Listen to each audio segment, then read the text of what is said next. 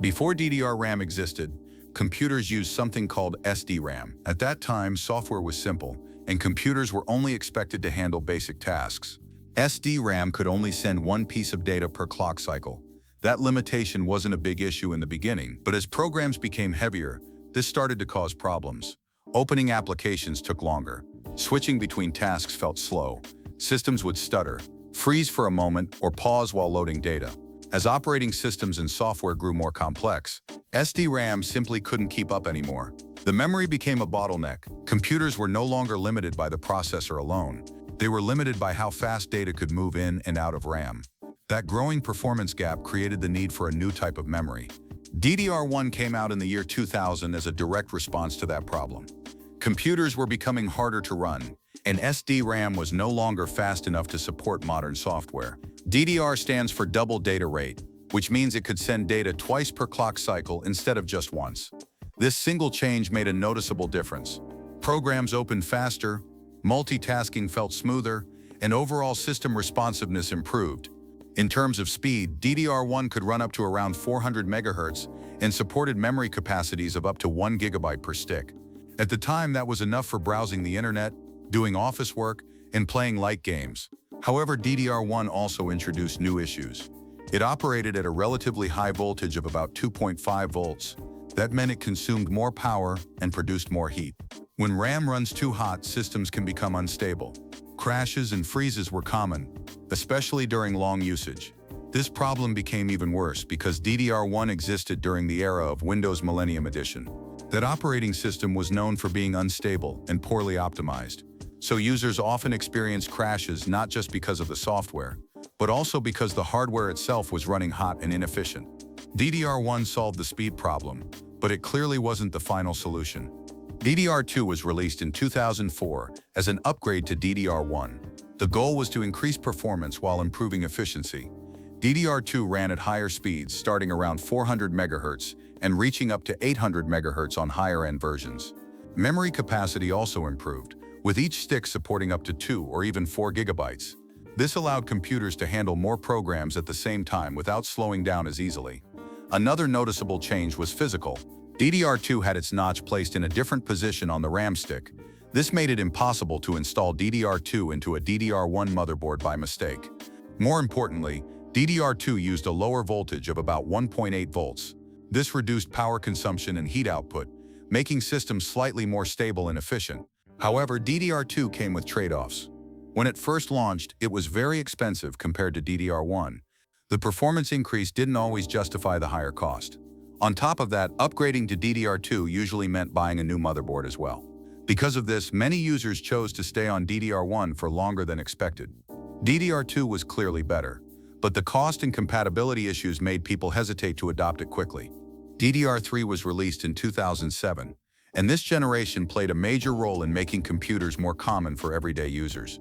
One of the biggest improvements was its lower operating voltage. DDR3 ran at around 1.5 volts, which significantly reduced power consumption. This was especially important for laptops, as it helped extend battery life while keeping systems cooler. DDR3 also brought higher speeds, starting around 800 MHz and scaling much higher over time. Memory capacity increased as well, with sticks commonly supporting 4 to 8 GB. This made DDR3 suitable for gaming, photo editing, and heavier multitasking. One of the most important features introduced with DDR3 was dual-channel memory. When two identical RAM sticks are used together, the system can transfer data more efficiently. This makes applications feel more responsive and reduces loading times. Dual-channel memory is also especially useful for systems with integrated graphics. Unlike dedicated graphics cards, integrated GPUs do not have their own memory. Instead, they rely on system RAM. Using dual-channel DDR3 allows integrated graphics to access data faster, which can improve visual smoothness and even increase frame rates in games. However, DDR3 didn't immediately feel as powerful as it could have been. At the time, many systems were running Windows Vista, which was known for its heavy resource usage and poor optimization. As a result, even capable hardware often felt slow. It wasn't until Windows 7 arrived that DDR3 truly showed its full potential. DDR4 was released in 2014 and quickly became the standard memory for modern computers. Compared to DDR3, it introduced a significant jump in speed. DDR4 typically runs at frequencies starting around 2400 MHz and can scale much higher depending on the configuration. This increase allowed data to move faster between the processor and memory, which improved performance in demanding applications. DDR4 also supported larger memory capacities, making it more flexible for different types of users. For everyday tasks, 8 GB became the minimum usable amount. However, for smoother multitasking, 16 GB turned into the ideal standard. For heavier workloads such as programming, video editing, or professional software, 32 GB became a practical option. This amount of memory made multitasking far more comfortable. Users could keep multiple applications open at the same time without slowdowns. Web browsers, editing software, background apps, and system processes could all run together more efficiently. DDR4 also became a strong choice for gaming and productivity. Modern games benefited from faster memory access, while creative workloads like video editing and streaming saw improved stability and responsiveness. However, DDR4 also highlighted an important limitation. Having more RAM only improves performance up to a certain point. Once an application has enough memory to run smoothly, adding more RAM does not significantly increase performance, such as frame rates in games. This balance between capacity and real-world gains is one of the reasons DDR4 remained dominant for so long. It offered enough speed and capacity for most users without unnecessary cost or complexity. DDR5 was released in 2020 as the next major step in memory performance. Compared to DDR4, it introduced a large leap in speed, starting at around 4800 MHz and scaling much higher. This increase allows data to move faster between memory and the processor, which is especially important for modern workloads. DDR5 also supports larger memory capacities per stick, making it suitable for systems that need a lot of memory for demanding tasks. This includes high-end gaming, 3D rendering, and 4K video editing.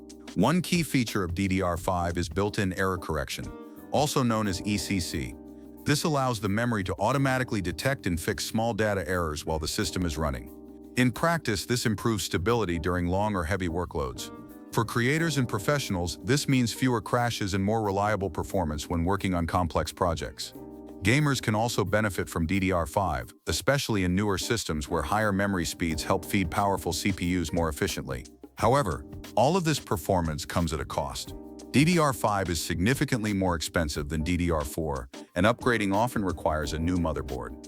For everyday tasks like browsing, office work, or casual gaming, DDR4 already provides more than enough performance.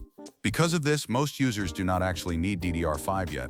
It offers impressive power, but it is clearly designed for a smaller audience with higher performance demands. DDR5 Extreme represents the highest performance tier of modern memory. This level focuses on pushing speed far beyond standard specifications, often reaching 6000 MHz and higher. At these speeds, memory is no longer just supporting the system, it becomes a key factor in overall performance.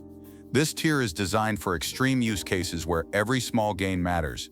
High-end workstations, AI workloads, professional content creation, and competitive esports systems benefit the most from this kind of memory.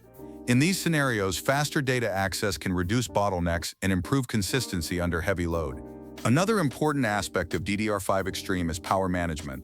Unlike older generations, power control is handled directly on the RAM itself. This allows more precise voltage regulation, which is necessary to maintain stability at extreme speeds. However, pushing memory this far also creates a balance problem. Higher performance increases heat, power usage, and the risk of instability. At a certain point, the real-world performance gains become very small. The system may benchmark higher, but everyday tasks feel almost the same. Because of this, DDR5 Extreme is not meant for most users. It is built for enthusiasts, professionals, and specialized systems where peak performance justifies the cost and complexity. Memory has evolved from slow, single-data SDRAM to extremely fast DDR5 systems designed for specialized workloads. Each generation solved a problem from the previous one, while also introducing new limits. But higher levels don't automatically mean better results for everyone. The right memory depends on how you actually use your computer. For most people, balance matters more than extremes. And if you're curious about other hardware topics explained this way, there are more videos available to explore.